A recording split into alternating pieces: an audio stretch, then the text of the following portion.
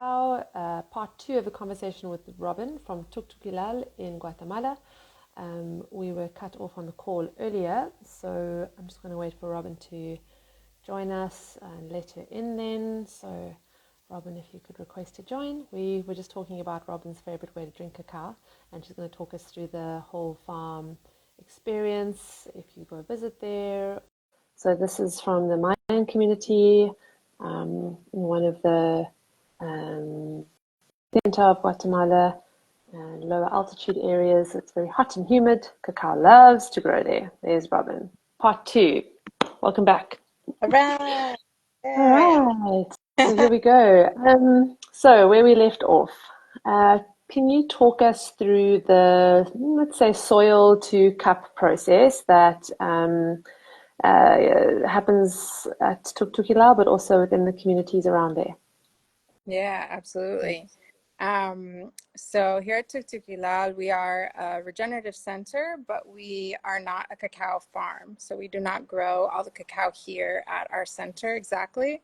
But within the region of Lenquin, which is the town where we are, there are three or five total villages, of which we work with about 70 different families that grow their own cacao and other spices and a variety of things in a biodiverse agroforestry system in their own plots of land.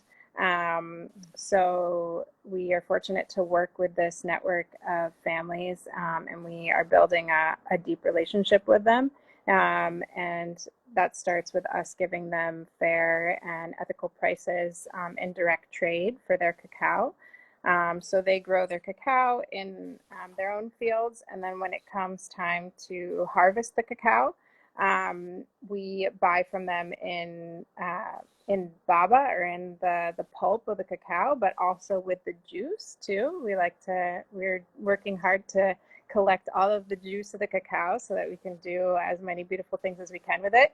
And so we pay a fair price directly to the families by pound for their cacao. They put it in a clean sack with all the juice inside of the pods.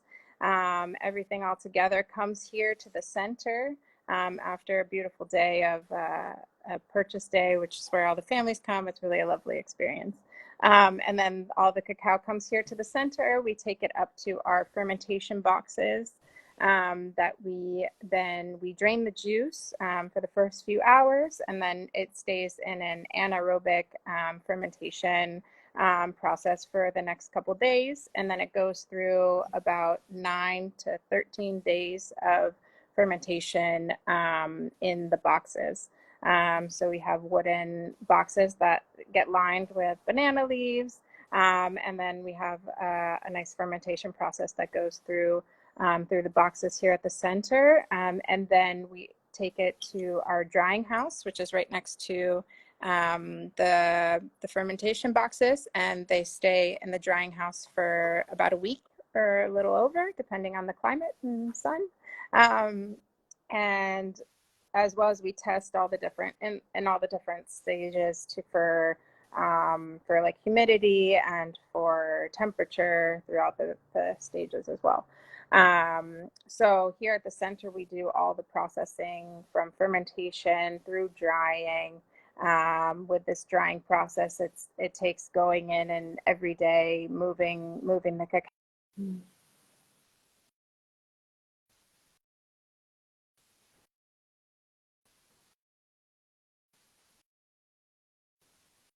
A few times.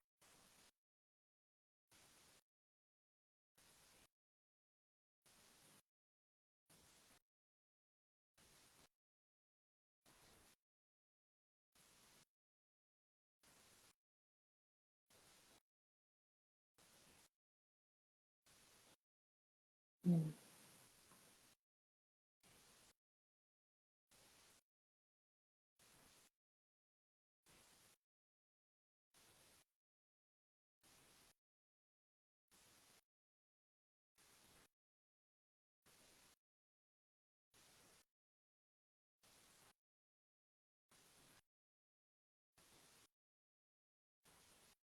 It's a nice, lovely toast all around. And then when it gets to it, take it and we store the cacao. The same families, the 70 families that we work with, we work 13 women each that come and toast and peel the cacao, which is the traditional clay tray, clay dish over in the Mayan culture, but especially the way that we toast the cacao. So it gets toasted over the comal, and then it gets peeled by hand. Yes, Fran was sharing. It's better when into where it becomes this really beautiful paste, and that's where we put it. In which we can do it all by, or the ideal would be if it would be done all by stone ground cacao, which is the way that the women grind the cacao here, grind everything here from corn to, again, the comal, and the piedra de moler is the stone grinder that they grind by hand. Is really the most traditional way that the Mayan culture does all processing, really. So that would really be our lovely goal, to have cacao that's really fully artisanal and working with the Mayan traditions, the Mayan culture.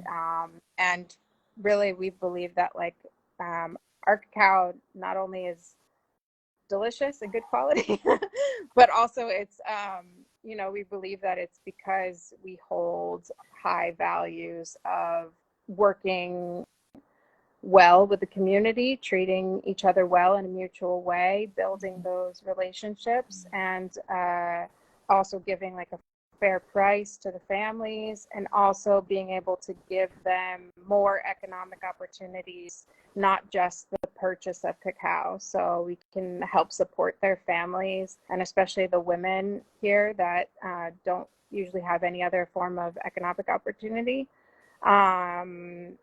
to be able to help their families throughout the year by processing the cacao by hand here at our center. Yeah. Cool.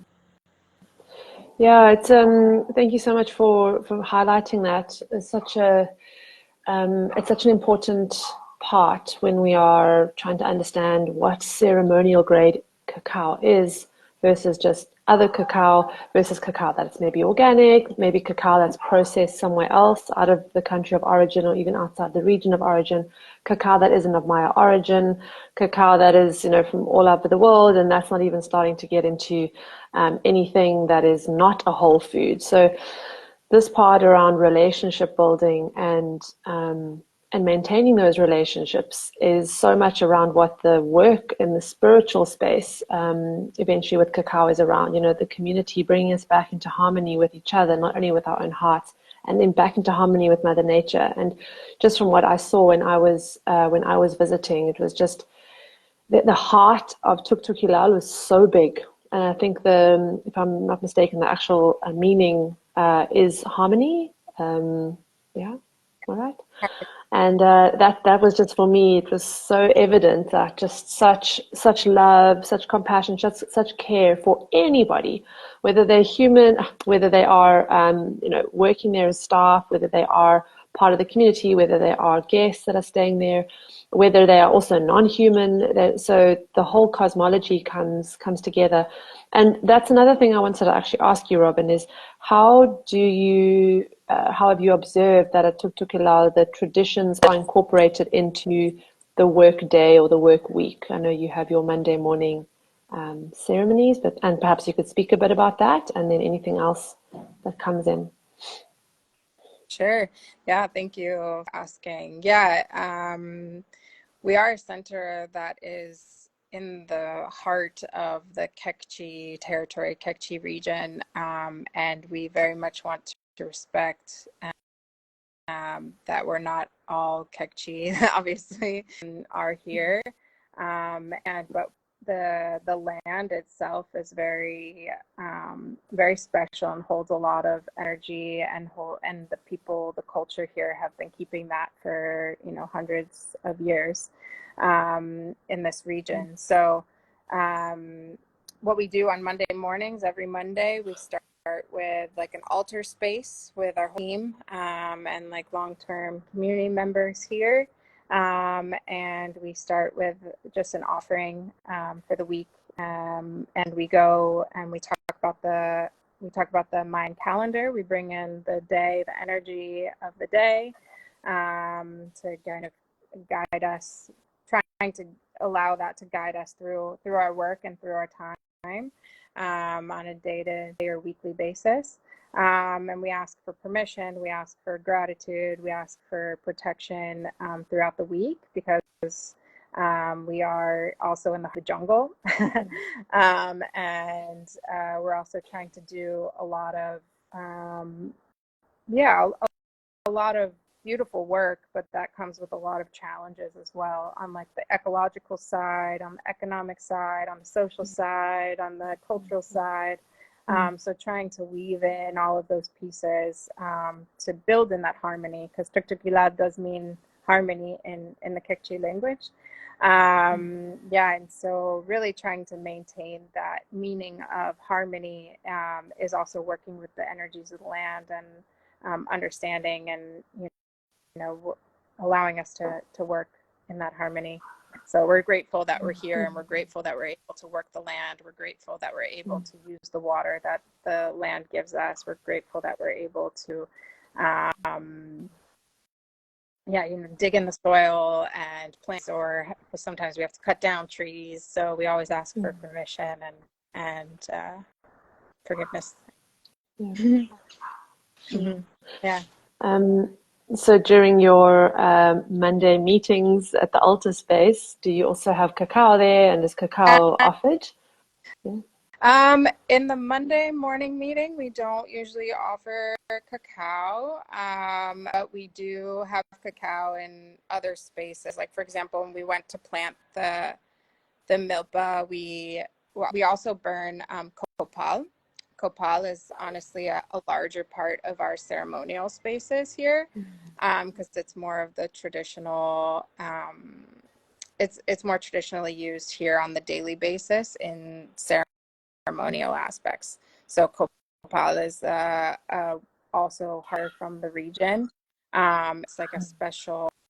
It's like a sap of a tree that really is used in ceremony, and where it's usually used for cleansing and harmonizing the space. And so it's definitely used in all ceremonies. So usually on Mondays we will burn, if not just candles, we will burn copal as well. That really is a special moment. And so when we went to plant the milpa, for example, we also burned copal. We've also been told that like the traditional ceremony aspects, like use cacao in different areas of asking for when going to plant the milpa as well, the cornfields here. Yeah, beautiful. The copal. When we visited one of the farms, when I visited, there was some copal that I got from, it was Manuel and Concepcion, their farm. And I've still got it here, and I've just been using little bit, but I'm aware that there during the offerings and ceremonies, there's just so much copal that is used, and to cleanse, to offer, to create harmony, like you say. I had such a special moment. I don't think I actually shared this particular moment with you, but it was when I was walking around the farm of, well, the land in Tuqtuquilal with Calix, and there was an elderly woman just walking by, just on the slope of the mountain, off a trail. And he very respectfully greeted her, so did I. They were obviously having a conversation in Kekchi that I couldn't understand. And he said, this is a very special moment. You're actually seeing one of the elder women come and harvest the copal. And so we walked up to her, just kind of through all the bush and the scrub. And then we got to taste some of it, because he said it's actually quite medicinal as well if you just put a clean little bit on your tongue. And so that was very special for me as well, just to see one of the elder women just doing her thing, collecting, that sap, so labor intensive as well. And then later on, when we were tasting the cacao, both Calix and I, because we'd both put a bit of that copal in our tongue, it heightened our receptors. It was quite interesting, not just the taste, but obviously the smell component as well. And it really, we could pick up on such subtle flavors. So yeah, we had an absolute ball of a morning from having some copal to going to taste all the different cacao beans. That was a pretty special moment. I wanted to check in if there's anything else that you feel like at this point just to share while we're speaking still about community and the traditions around there. Yeah, anything else? No, I mean, I think really, it's really just such a special place to be, and literally being here within all of it, like immersed in the nature, immersed in the culture, immersed in this region. Um, is really, and seeing like the day-to-day life, the Mayan people that have kept a lot of the traditions going for hundreds of years, and really just in their daily lives live, maybe not always the spiritual aspect, in all aspects, but at the same time they live the Mayan culture, like the spirituality is based on the way that they live. And they understand very well how to, I mean, the Mayan spirituality is based on understanding nature, understanding around them, understanding the animals, understanding the plants, understanding the water, the mountains, each mountain having its own story, its own legend. So it's really just like a beautiful thing to be able to be here and be within it and see it in a way, even understanding the myths, or knowing more about the myths. It's one thing that, and it's another thing seeing Sylvia come with her daughter and walking up the path, and her just like picking out different plants, her daughter picking out different plants and being like, oh, this is we use for tea, or these are the mushrooms that we use with this dish. And so like that's truly like more of what the Mayan, for me, how I see like the Mayan culture and its beauty and its value is really just being able to understand and learn how to live with the live with nature, live within the nature, live within place where they are, and truly understand that. So yeah. Cool. Yeah. Thank This you. is Sylvia here. Very special. Sylvia. Hello, Sylvia. Hola. Hola, Sylvia. This is beautifully timed, because I actually wanted to ask the question around language. So when I was there, I don't speak Spanish, as you know. I mean, hola is probably the sum total. So I needed you to actually translate everything for me, which you were just so gracious in doing and so patient. And thank you so much once again for that. And obviously, you also need to be translated too, because you don't speak Quechua. So how is it for you? Obviously, first language English, second language Spanish, but then for so many of the people there, first language Quechua, some of them don't even speak Spanish. So how is that dynamic for you, especially when you have to go and visit the communities and the other farms? Oh, it's really, I mean, it's really amazing to be able, when we go to, like with Fran, we went to visit one of the families that have their own farm. So we went to visit their home. And so the family there speak Quechua, and everybody from grandmother, grandfather to the little children speak Quechua as their first language, which is one of the most like powerful things, that they still speak the language and they're still teaching it to their children. And we want to maintain that maintains a value, to keep the value of the Quechua language, which is, I think there's a lot that we can say about the language itself, but it's really a beautiful language. It's very hard for me to understand. It has a lot of different like glottal sounds and things. Maybe it's more similar to, like, it's from South Africa. I know you guys have other languages that have different sounds too. Yeah, and so, but yeah, basically translating from Quechua to Spanish, Spanish to English. We haven't had too many other languages that have needed to be translated, but even just that, in all of our meetings, when we do a meeting with the whole community as well, we do it. Everybody does it in Quechua, and then we have a translation for us in Spanish, and then from us to Spanish to Quechua. And so speaking, at least with our closest team that we have here, majority of them speak mostly Spanish, but all of their first language is Quechua. And so Guatemala is really a beautiful thing because most people come to Guatemala to learn Spanish because it's most people's here second language as well, right? So most of the Spanish that's spoken is also more simple, slower, and so it's easier to understand when you're learning Spanish. But also, like for me, I picked up Spanish throughout my years, just picking it up in conversation for the most part. And so it's helpful for me to like speak with other people that it's also their second language, as Spanish does. Yeah. But also trying to pick up a few sayings here and there, or trying to understand more Quechua. That's definitely a goal of mine while I'm here, is to understand more Quechua. Although I kind of, yeah, we'll see how far I get on actually speaking Quechua. But if I can at least understand it, that would be. Oh, that's a great goal. That's a great goal. All the best with that. And it's based in place as well, right? So being here, I understand like the Quechua language is based in the place here, like it's specific to the kinds of trees and the kinds of mushrooms. So like yeah, so it's beautiful to be able to learn the place where you are. Yeah, it is. It is. Yeah. Thanks, Robin. I only have one more question for you, and then just to see if you want to share anything else. So my question, I suppose, is quite a fun one. So a typical, and I know your days aren't all the same, but a typical day or a typical kind of work day in the week, when things are quite vibey and busy at Tuqtuquilal. Can you talk us through that? Like from the time you wake up to the time you go to bed? Okay, cool. Yeah, most days are a little bit different, but yeah, there's sort of a general flow.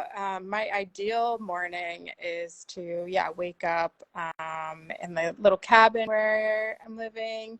I like to either do meditation or yoga in the morning, so either I'll do it like on my little porch, or I'll come down to, we have a space down here where we can do yoga and together. And so if there's other people around, hopefully we join together to have yoga together in the mornings, and then get my day started around 7.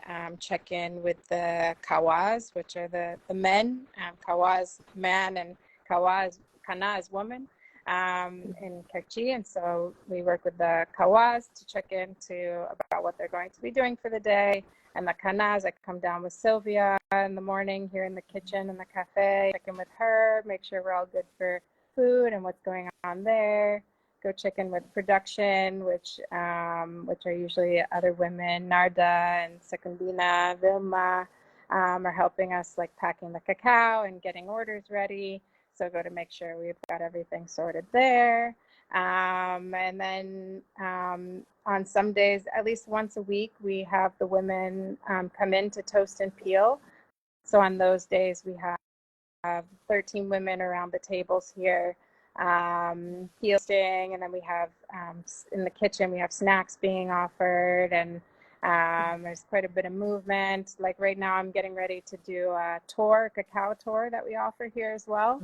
And so we show them a bit around the farm and how the cacao process is made, and then they get to make their own cacao on the stone, grinding on the stone. It hasn't been so hot lately, but there was a time where it was very hot. I believe that was around when Fran was here too, and so there were daily river dips in the middle of the day, either before lunch. Little river dip that we have here on the land, And yeah, that's pretty unnecessary part of the day. Now the river is quite full and quite rushing, but you can still get in it, and it is much cooler down there. And so we're so grateful to have that space here as well. Yeah, a little bit of river space, checking in with everybody, walking around the land, seeing what needs to be planted, what needs to be, what we're doing around here, and then connecting with the people. Actually, right now there's a path that's right by me where the community up top comes through, and so kind of just daily with the community. And then we finish the day technically at 4, trying to keep the work schedule 7 to 4 for myself. Keep a good balance, work-life living, community balance. And then we have some volunteers here that help us making dinners. We usually trade off making dinners and cleaning in the evenings. Sometimes we'll do a nice little activity. Maybe some music. Hopefully we can get a fire around here soon to do some fire circles and stuff like that. That'd be nice. And but yeah, that's mostly more or less my days. Amazing. And not once did you mention when you drink your cacao during the day, morning, noon, and night. Yeah, right, exactly. That's true. I do try to get in my cacao when I'm coming to visit Sylvia in the morning in the kitchen. Make cacao and drink with her. Actually, yeah, while that's you're there. That's my favorite way. Yeah.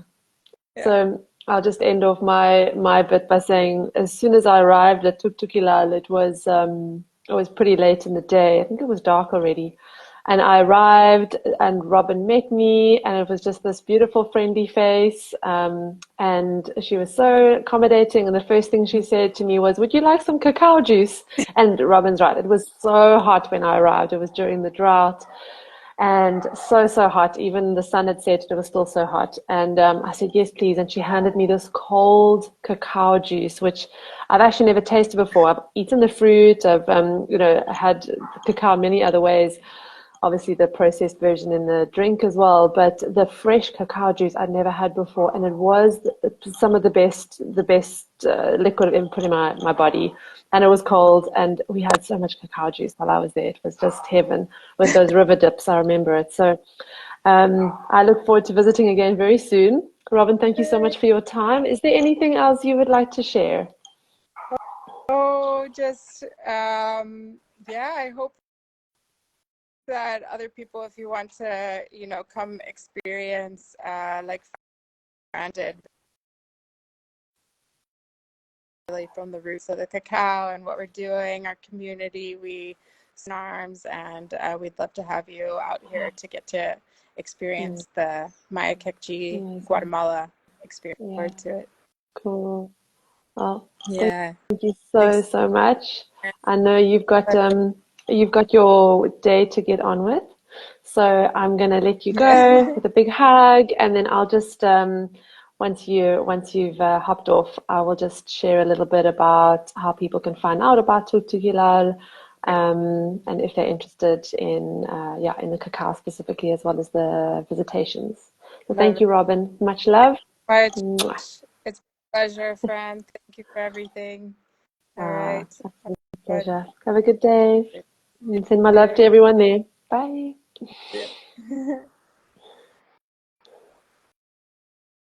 So it was a real privilege to be able to meet Robin at a time when I was in Guatemala already, and we got along really well. Just definitely another cacao sister, another part of the tribe.